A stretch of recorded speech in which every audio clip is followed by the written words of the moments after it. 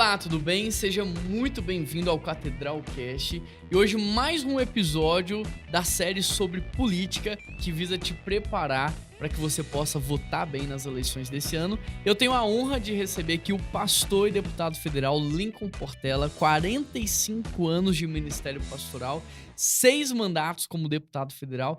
Que honra te receber. Já adianto que é uma inspiração muito grande para minha vida e estou muito feliz em recebê-lo mais uma vez aqui conosco. Muito obrigado, pastor Juan. A honra é minha, o privilégio é meu em poder estar aqui e compartilhar com os nossos amigos e amigas e vermos o que pode Sim. acontecer através disso.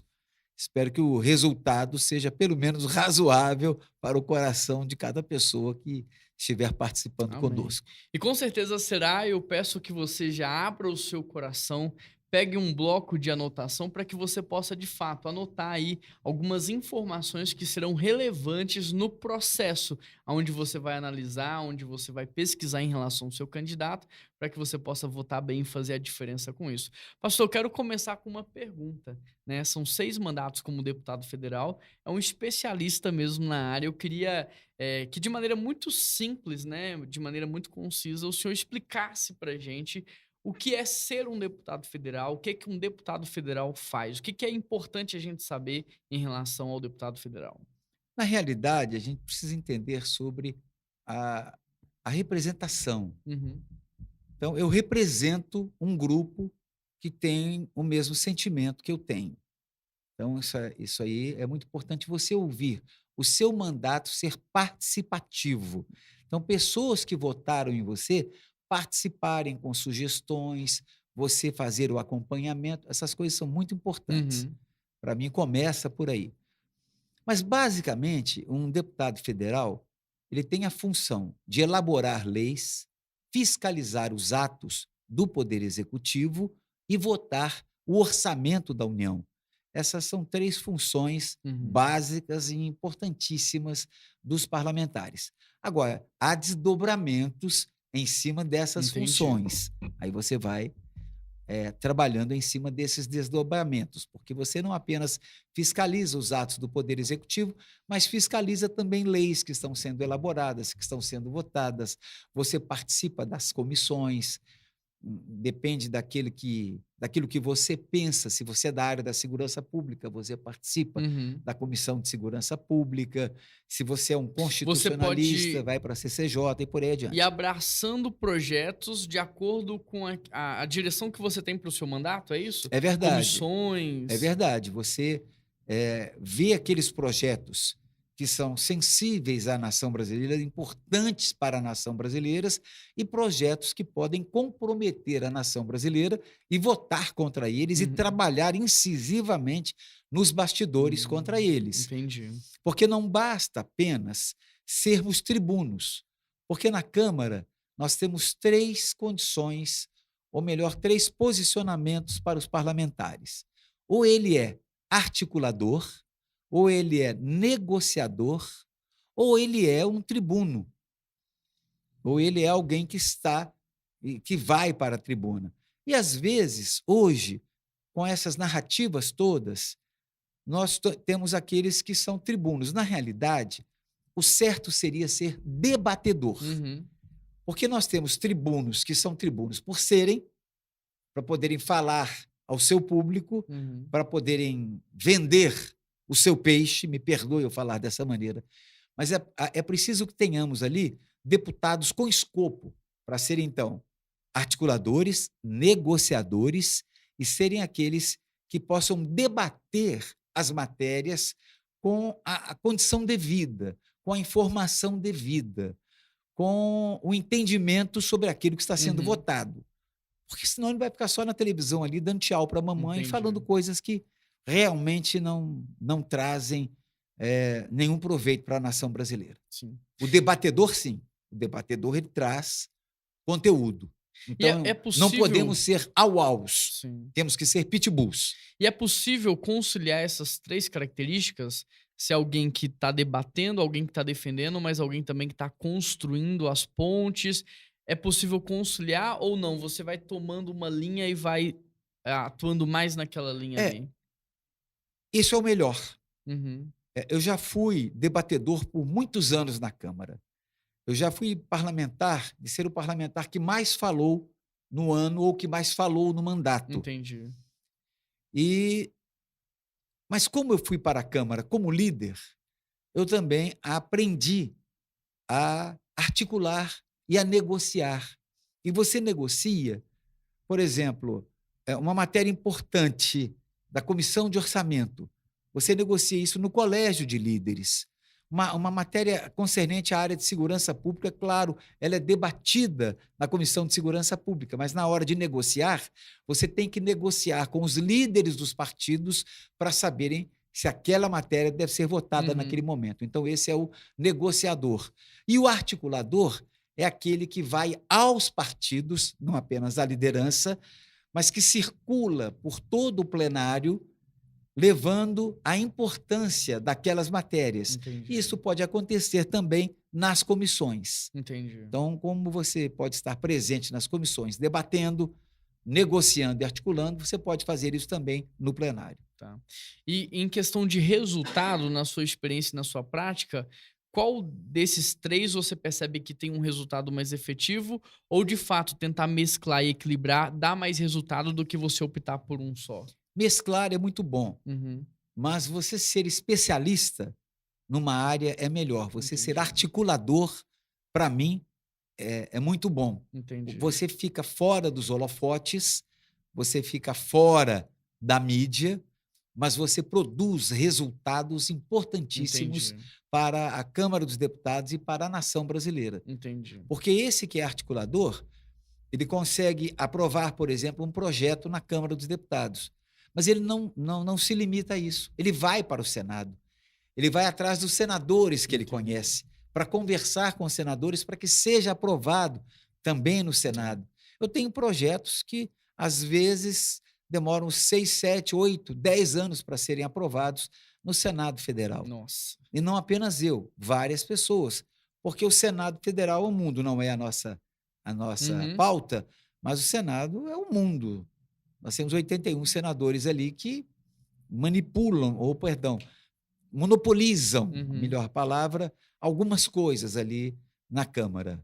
Então esse articulador ele vai ter um resultado mais efetivo, porque ele consegue construir pontos não só dentro da Câmara, mas também no Senado. O articulador e o negociador conseguem fazer isso. Legal. É quando você negocia matérias. Por exemplo, eu tenho uma matéria aqui, eu falei na segurança pública, que é uma área que eu trabalho com ela, que é importante a segurança pública, mas que ela pode ser importante também para a área da educação. Uhum. Então, de repente, alguém que tem uma matéria importante na área da negociação, mas ela está emperrada por motivos A, B ou C, então você pode fazer ali um acordo com ele e formar uma base maior de negociação ou de articulação. Entendi. Na sua Esse é o experiência papel, inclusive, diga-se de passagem, porque as pessoas não conhecem, esse é um papel que a Frente Parlamentar Evangélica executa com maestria olha que legal. e É bom executa você muito falar bem na disso. Câmara. É. Porque hoje em dia as narrativas são as mais diversificadas possíveis, diversas possíveis, e a Frente Parlamentar não faz nada. Oh, desculpa, vai lá fazer. É. Vai ver como é que a coisa Não tem funciona. compreensão de como é, né. Né, então a frente parlamentar, E aí eu queria até que você ela negocia muito. queria que você até explicasse como que é essa frente, como que ela trabalha. Ela tá 100% junto ou quando tem algum tema de importância ela se reúne para discutir? Não, Como que ela funciona? toda semana, na Câmara dos Deputados, nós temos um culto toda quarta-feira pela manhã, Uhum. um culto de 1 hora, numa sala de comissões. Já tentaram tirar isso de nós várias Olha vezes, só, mas temos um culto onde vários pregadores, você inclusive está convidado para ir lá, seria uma é honra. o meu convidado, eu sou o vice-presidente da frente, já fui presidente. Então, nós temos o culto. Uma vez por semana, ou de 15 em 15 dias, nós nos reunimos também para vermos as matérias que estão sendo discutidas na Câmara. Lamentavelmente, nós não conseguimos vencer, por exemplo, a questão dos jogos. Agora, E esse dos jogos é uma matéria que está arquivada há mais de 10 anos ou 15 anos, né. nós não temos maioria, não tínhamos essa maioria, e perdemos até por poucos votos, mas conseguimos fazer com que determinados tributos fossem tirados dos lucros desses jogos e destinados Entendi. à segurança pública, destinados à cultura, mas, lamentavelmente, foi aprovado porque a maioria não era uma maioria evangélica. Até a própria Igreja Católica entrou nisso conosco, porque nós formamos também a Frente Parlamentar Cristã, que é o ajuntamento da Frente Uhum. Parlamentar Católica com a Frente Parlamentar Cristã. Também não conseguimos derrubar, porque o lobby foi muito forte, muito Entendi, pesado. Agora ele entendi. vai para o Senado, vamos ver É. até as coisas estão. Na sua experiência, quanto tempo demora para um projeto que você estabelece, quanto tempo que esse projeto demora para ser maturado e para ser aprovado na Câmara? Isso depende muito. Há projetos que às vezes são necessários de serem aprovados em caráter de urgência, urgentíssima, Uhum. por causa da necessidade premente, uma crise que acontece, uma crise hídrica, por Humanitária, exemplo, né? uma crise humanitária. Então, evidentemente, nós precisamos votar isso com uma certa ligeireza, Uhum.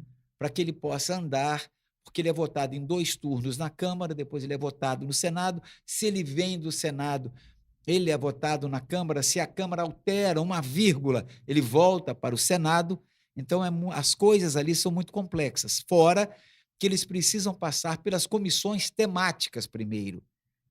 Então, às vezes é um projeto na área de tributação, ele passa pela Comissão de Finanças e Tributação, depois vai para a CCJ, Comissão de Constituição e Justiça, para saber se ele é constitucional ou não, e vai para a Câmara.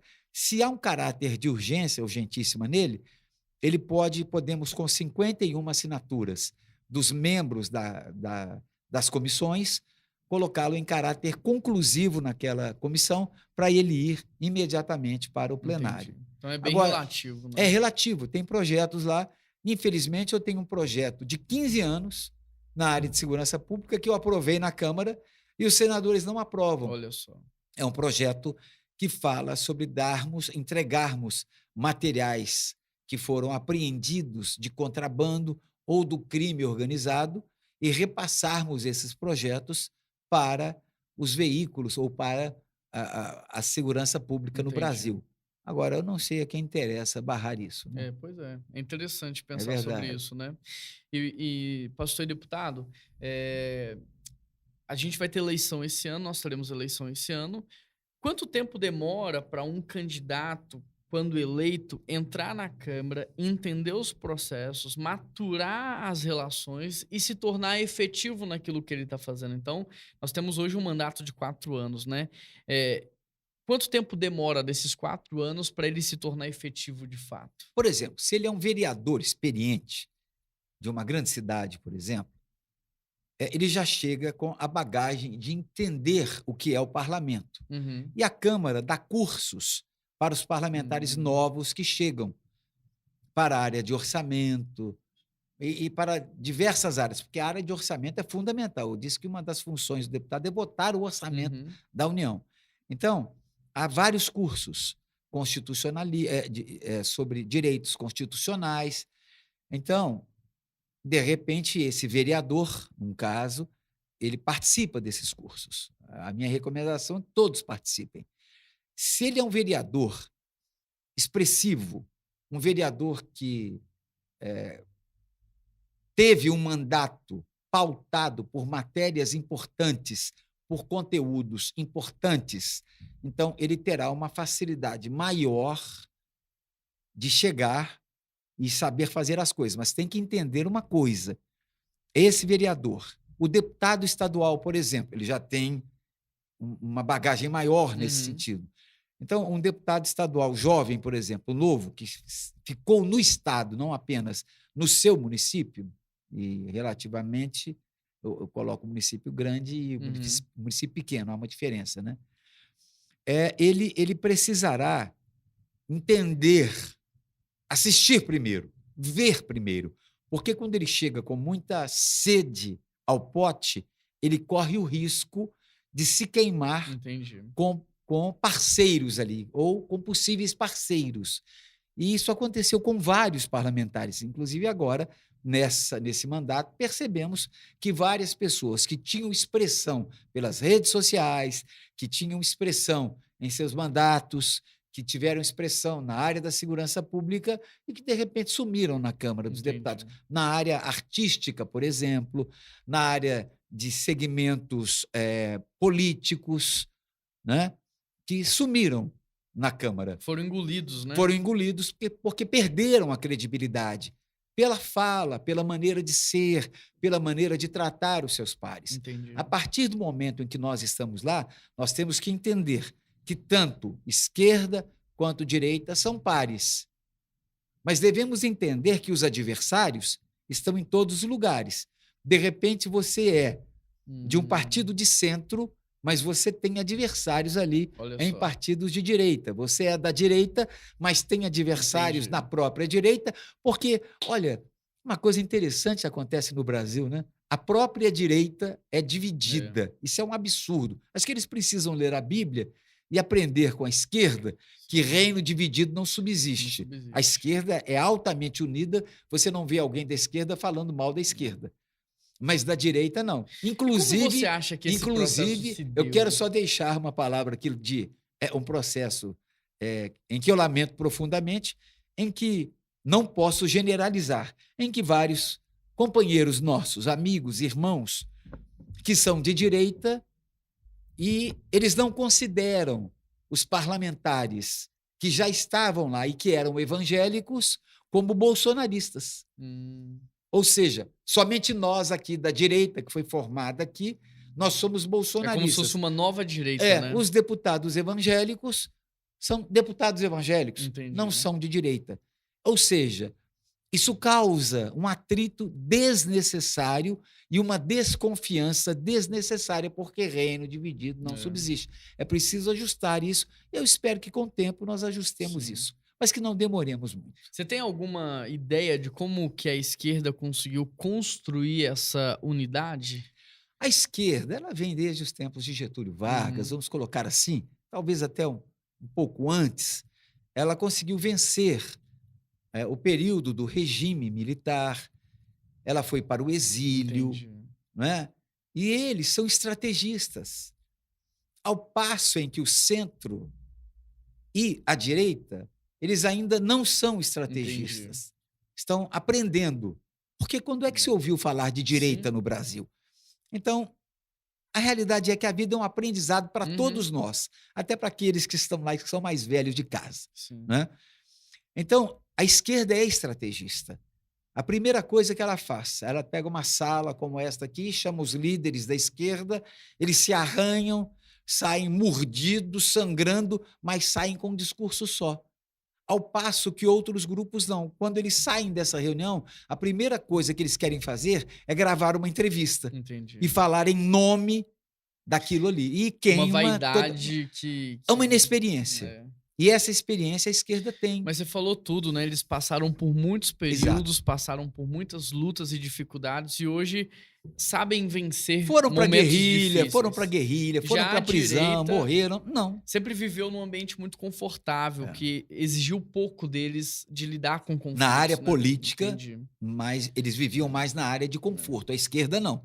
A esquerda vivia na área de luta intensa. Não estou Entendi. dizendo que a esquerda é a maioral, nada disso. Estou dizendo em nível de experiência. Uhum. Eles têm muito mais do que nós. Você vê que isso começou a ficar um pouco mais forte a partir do ateu Fernando Henrique Cardoso, presidente da República, que colocou Paulo Renato como ministro da Educação e ele implantou o gramscismo ali.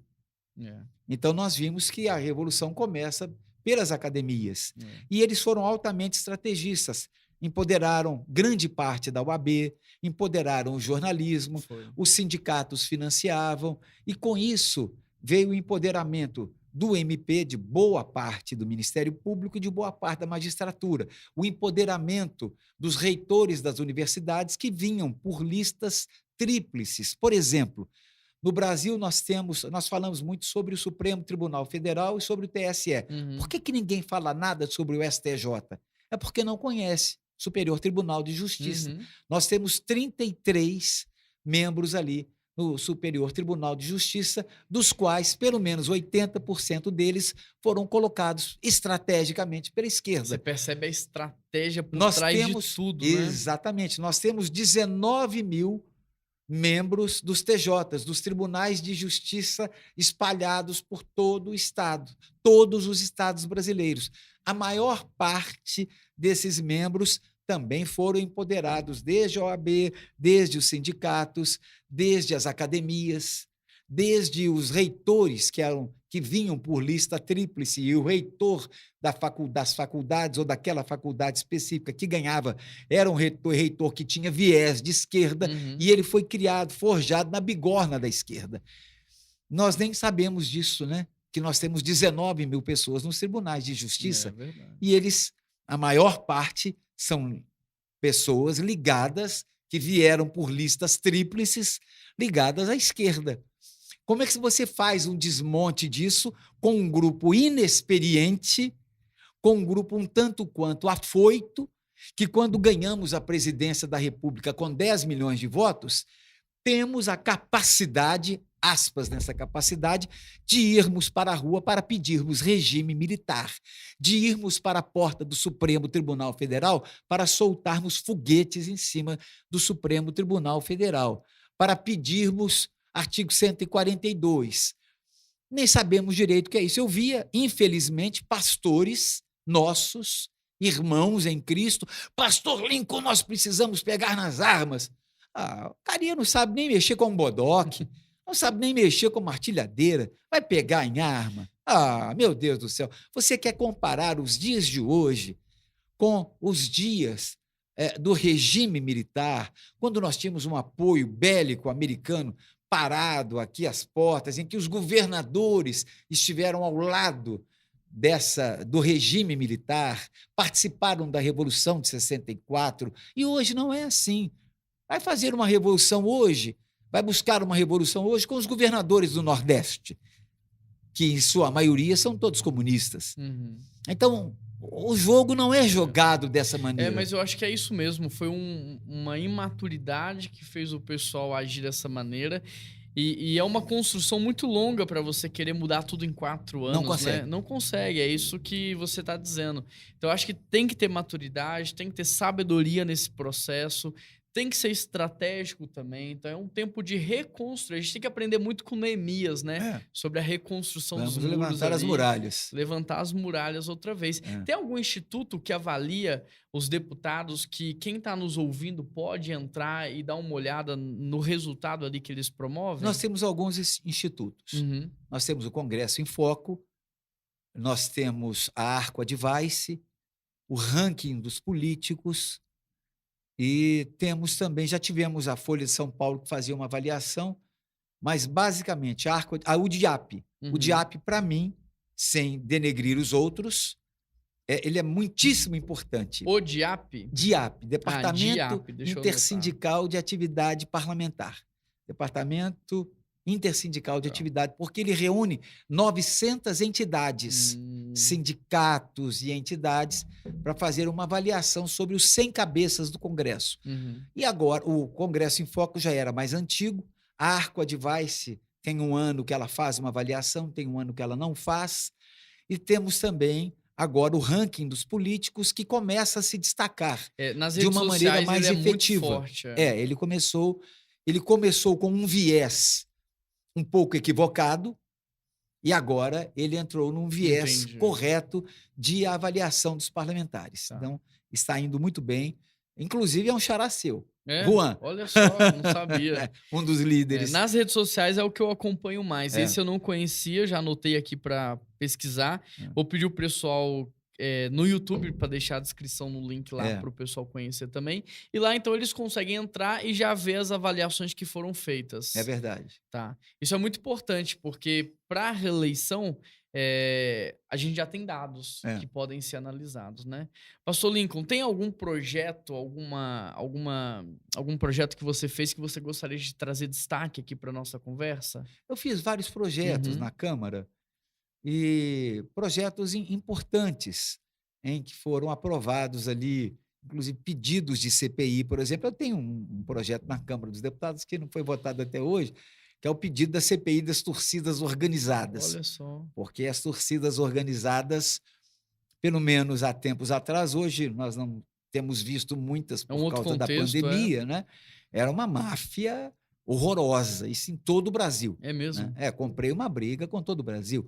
Eu comprei uma briga com todo o Brasil também, pedindo a extinção eh, daquele órgão que trabalha com a questão da música. Uhum. Então, eu pedi a extinção desse órgão e foi uma guerra muito grande.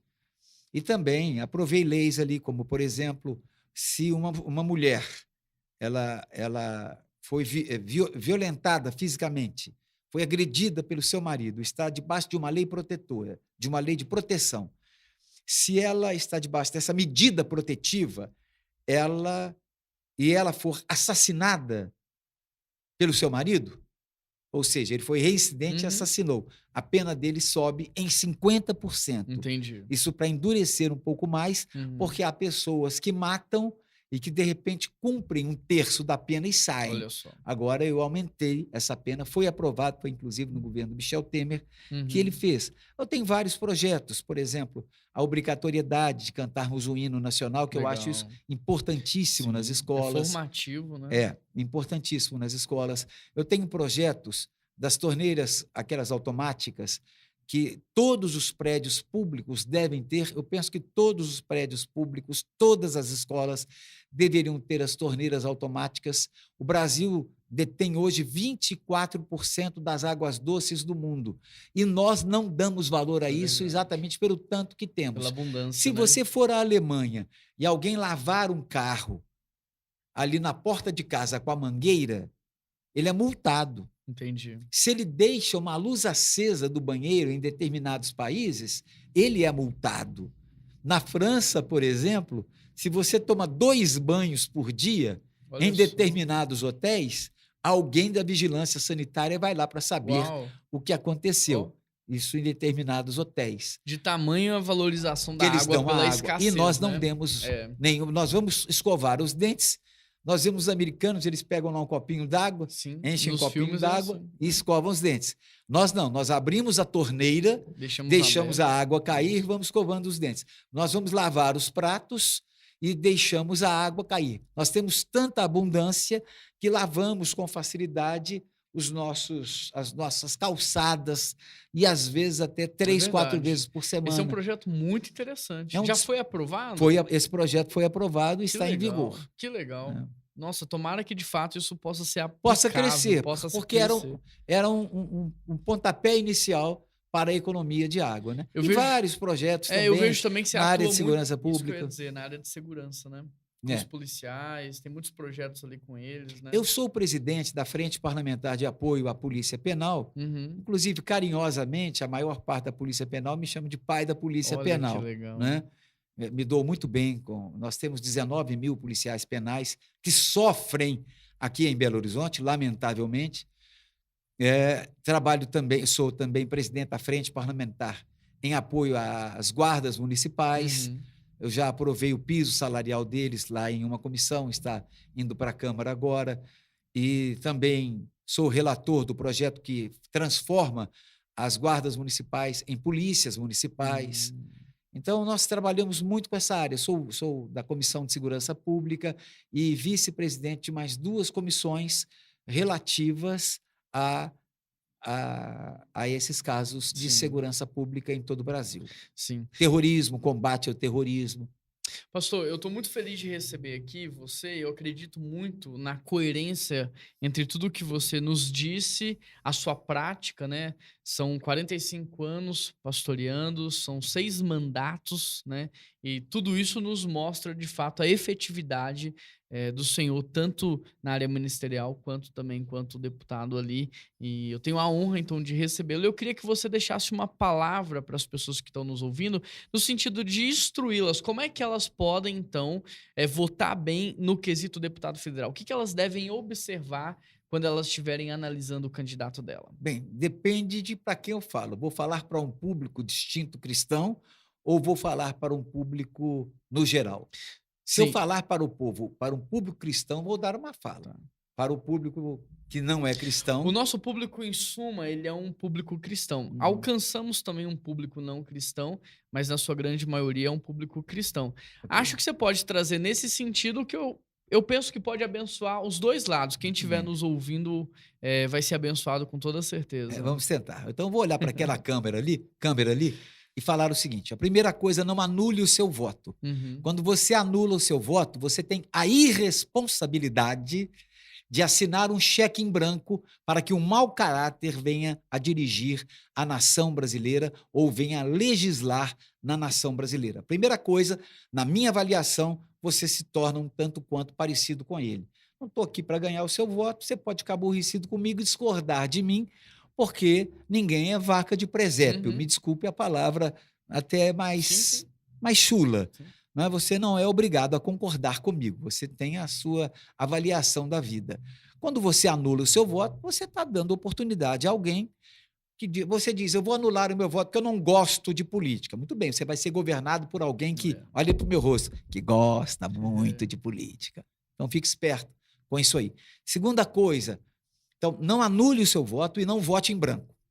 É importantíssimo. O que aconteceu no Chile agora? 53% de votos nulos e brancos.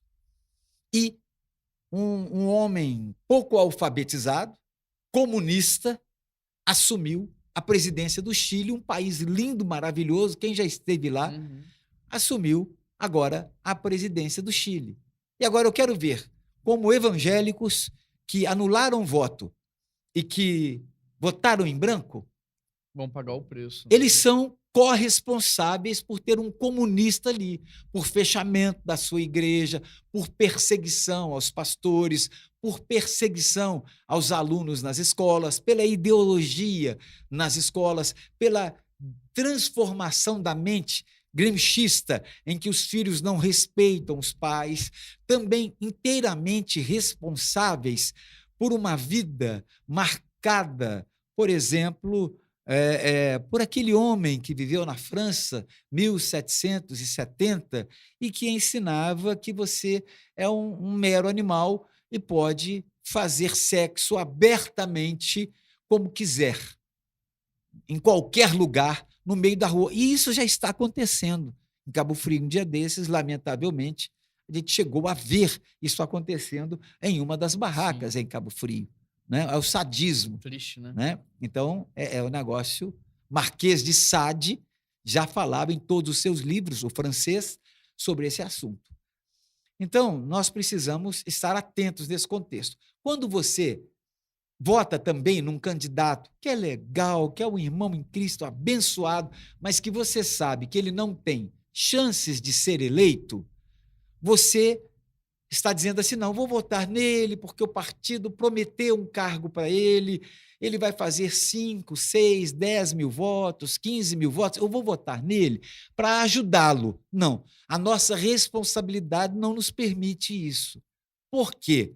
Porque, de repente, esses votos também podem ir para alguém Uhum, que será um adorador de Moloque, ou uhum, então aquele que é um adorador de Baal, que participa dos cultos de Baalim, dos Baalins, ou seja, participa de abortos, de uhum. assassinato de crianças. Então, você acaba sendo corresponsável.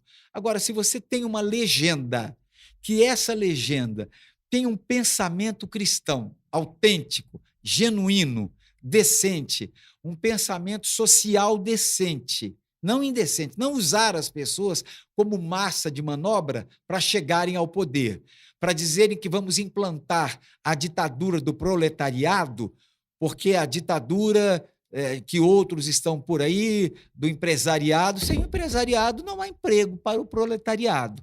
E não adianta você pensar assim, eu quero que o mundo acabe em barranco para eu me encostar nele. Não. Seja uma pessoa inteiramente produtiva. Agora, se você vota num partido que você sabe que ele corresponde àquilo que você pensa e que os candidatos correspondem, você pode votar na legenda desse partido. Se você é de esquerda, por exemplo, vote lá na sua esquerda, na legenda do seu partido, porque qualquer um que entrar, muito bem. E se você achar que deve votar na legenda de um partido que seja de direita, para que os candidatos da direita tenham ali um peso maior, você pode fazer isso também. Um Uhum. exemplo que eu dou: há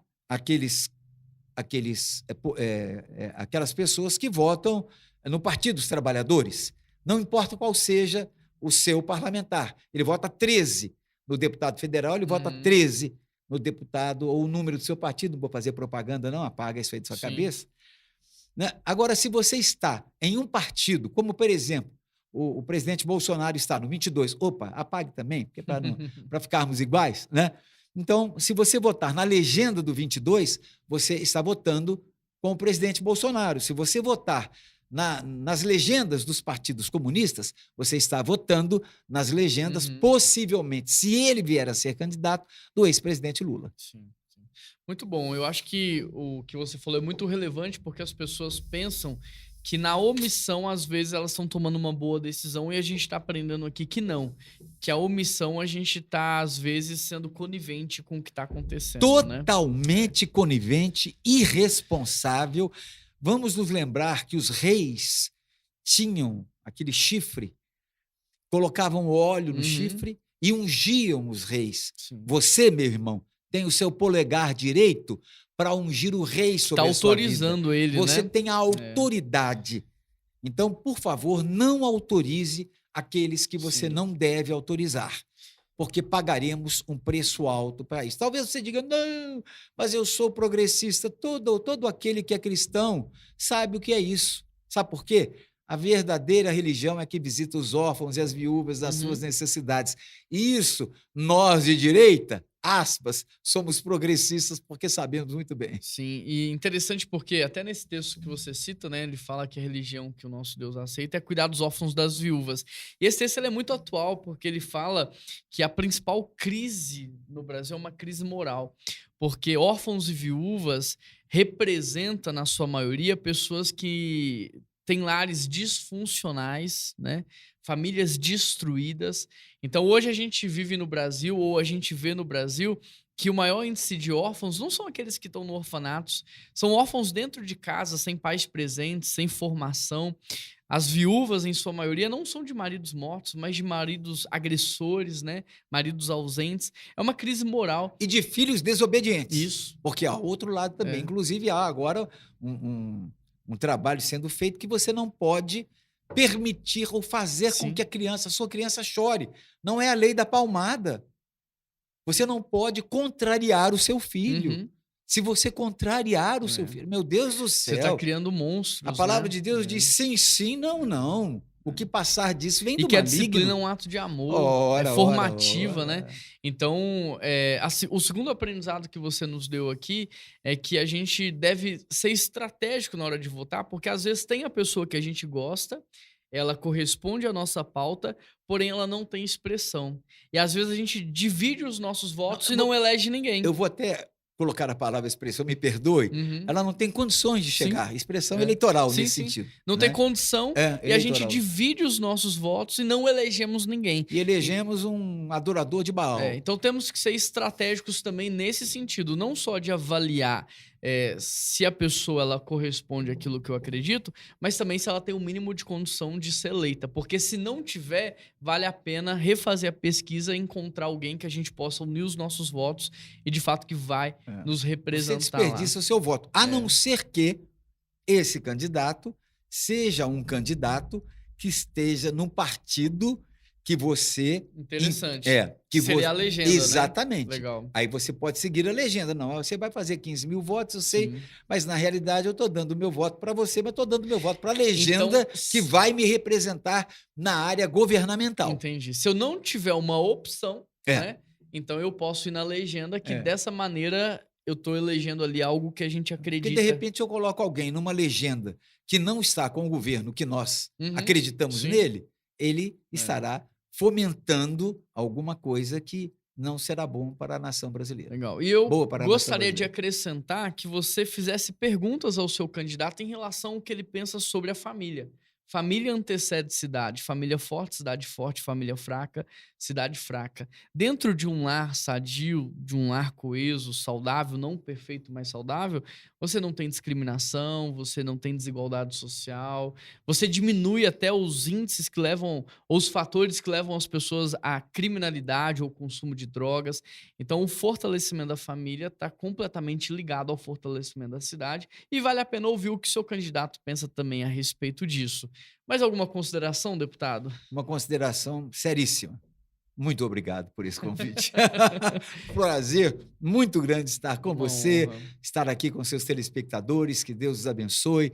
E você não é obrigado a concordar com tudo comigo, Uhum. né? Mas podemos ouvir e discutirmos tantas coisas. Sim. Para mim é uma honra muito grande pelo seu legado, pela herança e legado que você tem deixado para minha geração. Então, estou muito feliz de recebê-lo, muito feliz de poder, de alguma maneira, participar desse momento histórico da nossa nação e muito feliz também por gerar um conteúdo de qualidade e relevância para quem está nos ouvindo.